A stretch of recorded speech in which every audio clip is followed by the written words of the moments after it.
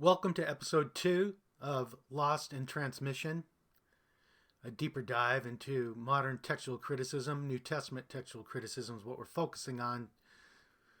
In episode 2, we're going to dive into the types of transmission errors, starting with unintentional changes.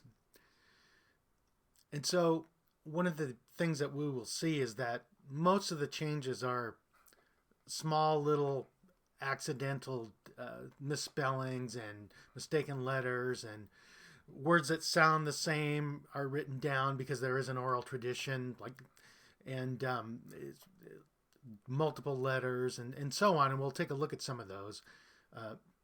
But later on, we will see, though, that there are major changes, significant changes caused by textual criticism, and we will explore some of those. But let's get grounded so that you can come up with your own conclusions as we start to look at the evidence. So let's start with a general overview of transmission errors. And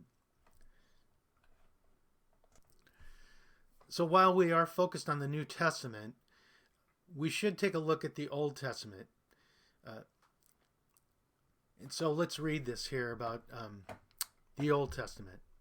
Even in the case of the Old Testament, where for a significant period of its textual history, well-trained scribes copied the text following strict precautionary rules, changes to the text were made both unintentionally and intentionally. The writing materials themselves sometimes facilitated errors. Most had rough surfaces on which the details of particular letters could be lost. Greek and possibly Hebrew were written in scriptio continua, without breaks between the words, with little, if any, punctuation. It is important, therefore, to determine the most plausible reading of a text to understand the kinds of errors that may have been incorporated in the transmission process. So the thing I wanted to point out, though, is that even though they had well-trained scribes, they had the Masoretes in the Middle Ages who put together this meticulous system of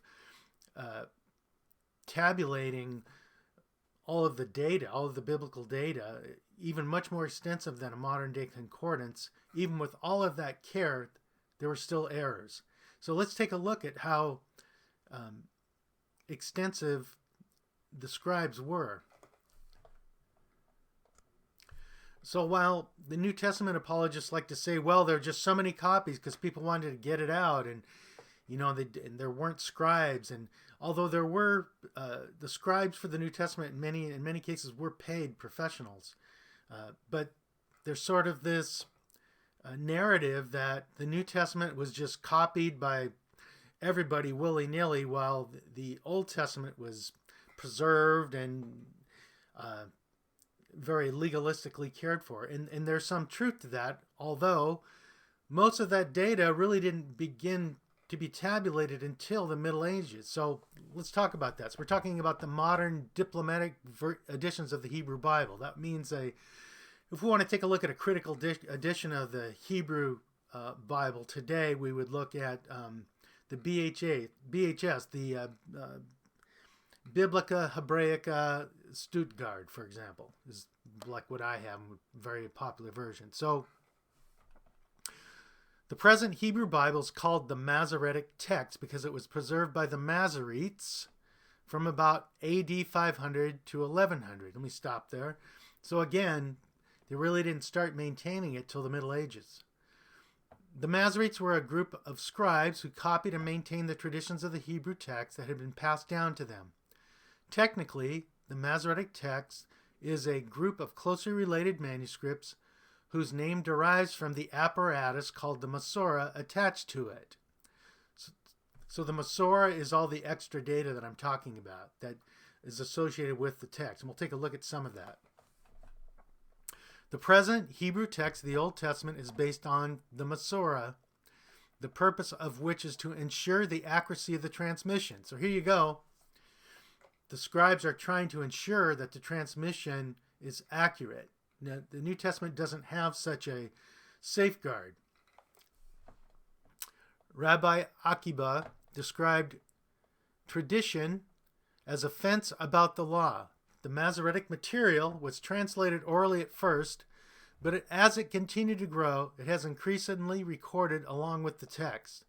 The sacredness of the biblical text and the importance of the following laws in order to be approved by Yahweh required that the text be preserved accurately. Since so much rested on the accuracy of their scriptures and the ability to transfer these laws to later generations, it's easy to see why the Masoretes took such care in establishing rules for its transmission.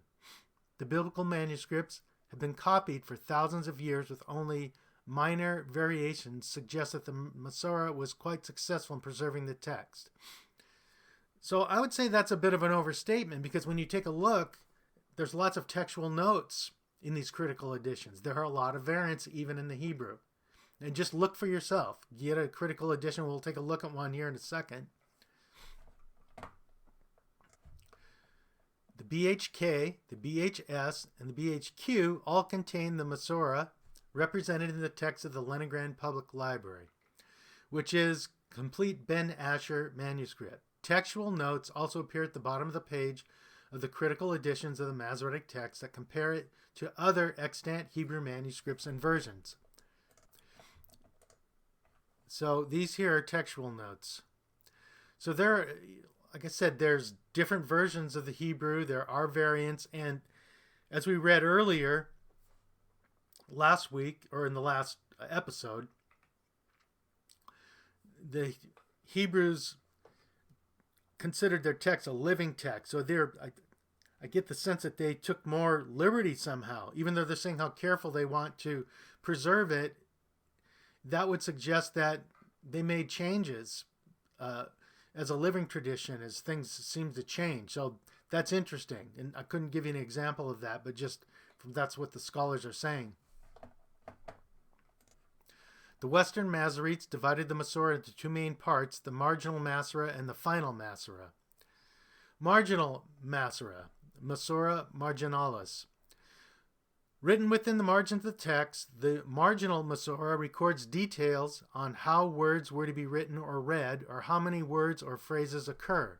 Over time, these notations became so numerous that the Masoretes were obliged to record them in other Masoretic handbooks. The marginal Masorah furnishes a wealth of information comprising of two parts, the Masorah Parva and the Masorah Magna. Okay, let's take a look at this. So, for example, this is the first verse in the Hebrew Bible. Ba Rashit bara Elohim et ha Shemayim et ha Eretz. In the beginning, God created the heavens and the earth. And you see right here, there's a little circle. I don't know if you can see it. There's a circle above this Aleph on Rashit. So it's in the beginning is this first, this ba means in, and then this word Rashit means beginning. And the circle captures this phrase in the beginning. And what it's saying is if you come over here to the margin, there's a hey. A hey is the fifth letter of the Hebrew alphabet. That means 5. That means in the beginning occurs in the Hebrew Bible 5 times. But then you see right next to it is a gimel. That's the third letter of the Hebrew alphabet. And what that means is that it begins a verse 3 times. So here they're starting to craft up this concordance, and they're recording all of this metadata associated with the text, with frequencies and so on. And here it describes what I just told you.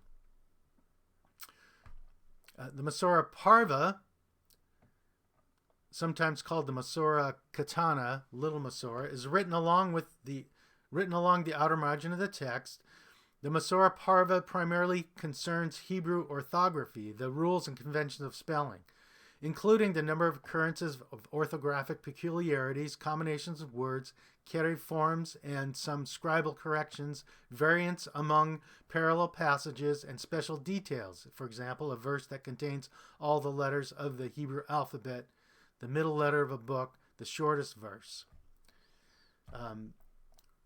Tav explains, since the purpose of the Masorah was to ensure the precise transmission of the biblical text, it focused on the aspect most problematic for scribes, that is, orthography. The Masoretes and their followers described in various treatises the rules of the biblical orthography, and they wrote marginal notes in Aramaic, so not to confuse it with the body of the text in Hebrew. On the exceptions to these rules, their main attention was directed toward the question of how many times a certain orthography occurred in a given biblical book or in the Bible as a whole.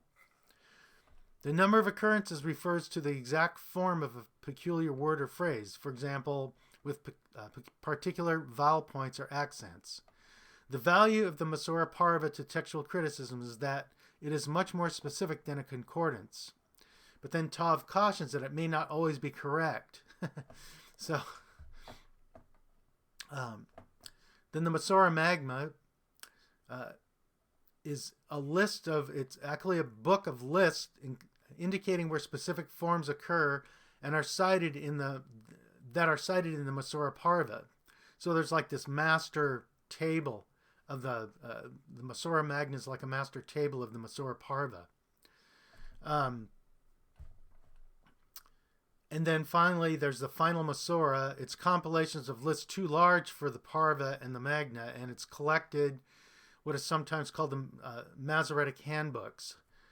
And so, for example, one of these is a alphabetical list of words that occur twice, one without the Vav, or Wow, depending how you pronounce the sixth letter of the Hebrew alphabet, and the other with it. This collection called the Okhla, Wakhla, after its first entry, Okhla, 1 Samuel 1:9, and Weochla, Genesis 27:19, was published by Solomon Freshdorf and contains 374 separate lists. Part of the final Masorah is commonly recorded at the end of the book divisions in the Leningrad Public Library, and thus recorded in the BHS and the BHK.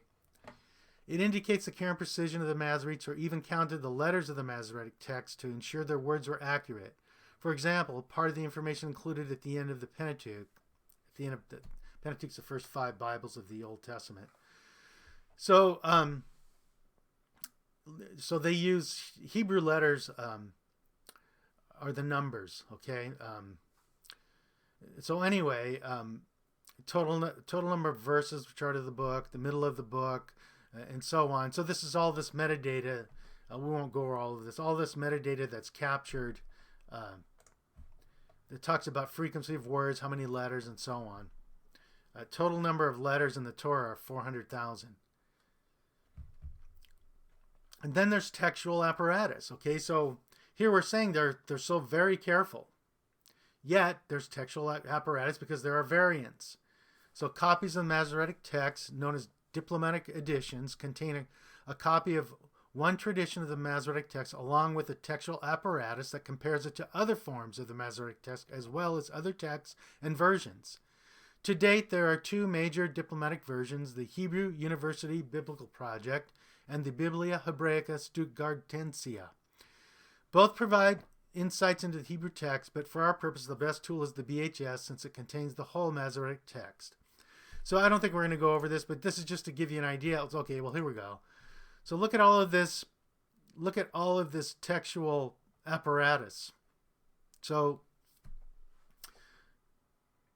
it's not as if the Hebrews, Paul wrote in Romans 2nd or 3rd chapter, what advantages there to being a Jew? Well, first of all, they were given the oracles of God. And so with that comes the responsibility of preserving it, and scripturating it and preserving it.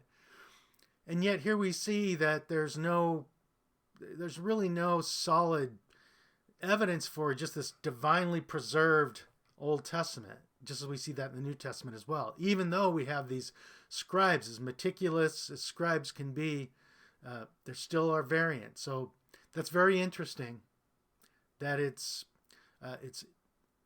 there really is no scientific way to prove the original text. All we can do is do the best we can and find the earliest readings in all of these biblical texts.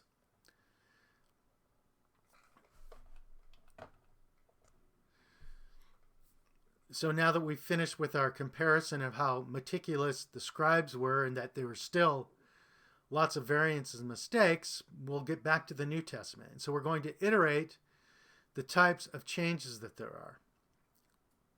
So we're going to begin with unintentional changes. So here we go. There's mistaken letters. One of the most common errors made by copyists was the confusion of similar letters. Just as in English, U and V can sometimes look alike because of poor penmanship. So, for example, in Hebrew, the square script, the dalet, and the resh may easily be confused. I don't know if you can see it here, but the difference with the dalet, this top crossbar overhangs to the right a bit, and the resh does not, and it's a bit rounded. And so resh is an R, dalet is a D, the D sound. In Greek, the uncial letters, the capital letters, sigma, that's a capital S, and omicron, capital O, and theta, that's capital TH sound, can also look familiar. And so we're going to go ahead and look at an Old Testament example just to get started, but then we're going to focus just on New Testament examples. So the first Old Testament example is Genesis 10:4. Cites a race known as the Dodanim. And so you can see here that it begins with a dalet. But in First Chronicles, it calls them the Rodanim. See, they have a resh.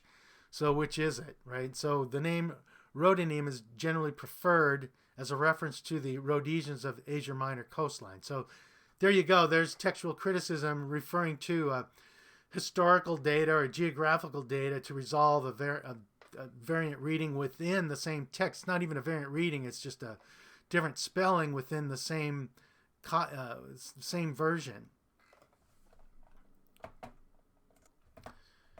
So a New Testament example, some unsealed manuscripts, all capital letters, may have confused capital Omicron, capital Sigma, OS, the one who is, with this theta. They're confusing the capital Omicron with the capital theta, the TH sound.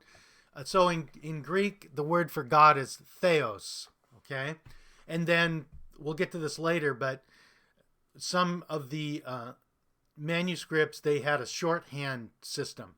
And so instead of writing out theos, which would be theta, epsilon, omicron, sigma, they would just put in theta, sigma, the first and last letter, as shorthand for God. And they had that for other words too, Jesus and so on. So anyway, so that's an example of confused, mistaken letters. Another type is called the homophony. And this is the substitution of similar sounding words. In English, for example, it's, IT apostrophe S is often mistaken for it's, just ITS. Or there, THERE, for there, THEIR. Several Hebrew letters, Aleph, Ayin, Tau, Tet, Samach, and Shin, cannot be distinguished by sound alone. So Aleph and Ayin are silent. Tau and Tet have the T sound, and Samach and Shin or Sin have the S sound. So these type of errors will get incorporated into the text during the period of oral transmission.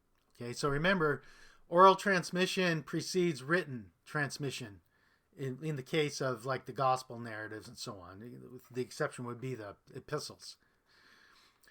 So when one person read the text of several scribes, even if it is inscripturated, if you read it and you have other scribes who are trying to transcribe it, this may have happened at the Qumran, they're saying. That's at the site of the Dead Sea Scrolls. This is how that could happen. So Greek has similar sounding letters. So alpha can sound like ah. Omicron can sound like o or ah. And then omicron and omega, o and o.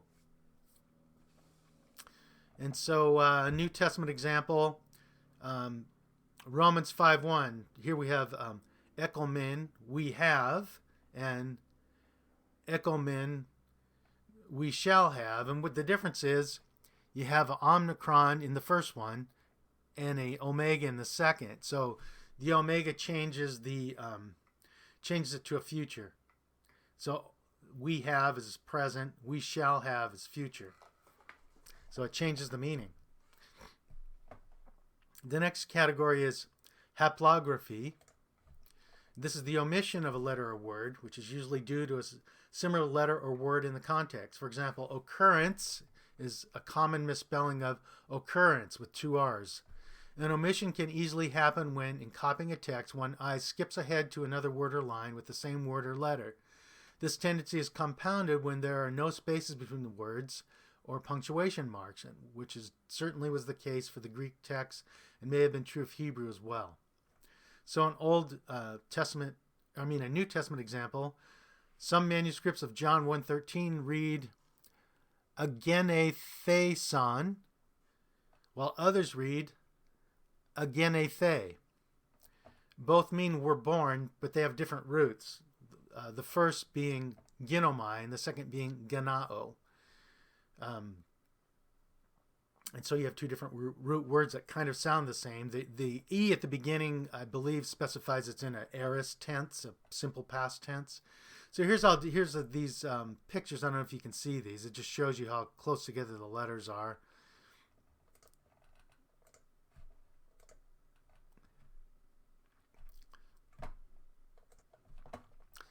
Next type is dittography, a letter or word that has been written twice rather than once. So in English, latter might be written instead of later. And so a New Testament example, Mark 3:16, the word epoiesen tous dodike, and he appointed 12, appears to be repeated in verse 14. So I see.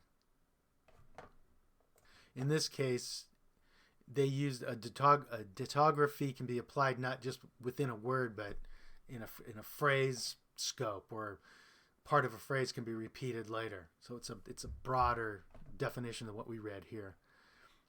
The next type is a metathesis or metathesis. Not quite sure how to pronounce that. A reversal in the order of two letters or words. Dog instead of God, for example. And so a New Testament example in John 1:42, Ionu, which is the genitive of John, is read as Iona, of Jonah, in both manuscripts, which suggests that both metathesis and removal of some letters. Next category is a fusion. This is incorrect word division that results in two words being joined as one. So in English, it would be the man held his hand out rather than he held his hand out. New Testament example, Mark 10:40, alois, but for whom is read as alois, for others. See, the words are combined in some manuscripts. The next is just the opposite, a fission. One word that has incorrectly been separated into two. For example, Jennifer is a grandchild can be a mistake of a fission that should read Jennifer is a grandchild. And we get that in New Testament. A few manuscripts of Romans 7:14 split the word oidamen, we know. Oida means know, men. And from oida, men, when you have it separate, means on the one hand, I know. So on the one hand, oida, on the one hand, I know. So that slightly changes the meaning. The next category are homoi oteleton and homoi oarkton. Homoi oteleton is an omission caused by two words or phrases that end similarly. Homoi arcton is an omission caused by two phrases that begin similarly. For some of you who are fans of the Council of Nicaea, AD 325, and the homoousian clause added to the Nicene Creed, homo meaning same, ousios means essence in the nominative. And you remember that Semi-Arianism tried to sneak in homoousian, like substance. So you have like beginning, like ending. And see, tele means end, arche means beginning, like arche. So in the Hebrew, it's bereshit in the beginning, but in the Septuagint in Greek, it's en arche. So arche means beginning. Anyway, so let's get an example here. New Testament example, 1 John 2:23, the phrase ton patera ake has the Father appears twice, causing the copyist's eyes to skip from the first to the second, omitting the intervening words ho, homo, logon, ton, huion, kai, the one who confesses the Son also. So this can happen. It's sometimes called a parablipsis, meaning oversight or faulty seeing. This can happen with numbers as well as words. For instance, in copying the numbers 523, 432, 600, 446, and 372, it would be easy for the eye to skip from 432 to 732 because of the like endings, leaving out the two numbers in between. So here you have these like endings and like beginnings playing tricks with your eyes where you're actually skipping over and accidentally omitting words. So other omissions and additions. Other changes occur, sometimes due to vowel pointings, sometimes possibly because abbreviations were misinterpreted, and sometimes no apparent reason. So let's talk about vowel pointings. Now, as far as we know, the Hebrew did not have any vowels. It's a consonantal language. And I don't know if you can see this, but ba is a bait, which is the second letter that, like a B, with these two little dots beneath it. That is a vowel, ba. It's like a schwa. And then the next letter is a resh, and it has a siri, which is like an E, and the A, that sounds like an A. Reshit. And then here underneath the shin, this letter that looks like a W, when the dot is over the right, it's a SH sound. When it's over the left, it's a S sound. But this little dot here is a hirik. That's like it's like an I. And then a yod can act as a diphthong. So you have ba reshit. So these vowel points were added by the Masoretes in the Middle Ages. And so that's what we meant by vowel points. Again, sometimes due to vowel pointings, sometimes possible abbreviations were misinterpreted, sometimes no apparent reason. So in the New Testament, some of the better manuscripts, well, when we get to the coherence-based genealogical method, we'll see how that's getting blown up, this idea of better manuscripts. Omit the phrase en Epheso, in Ephesus, like in Ephesians 1. You'll see it in brackets. So now we're going to switch to intentional changes, but are trying to keep these videos under half an hour. So this is a good time to stop. And so then for the next episode, we will move to intentional changes. So thanks for your attention. See you in the next episode.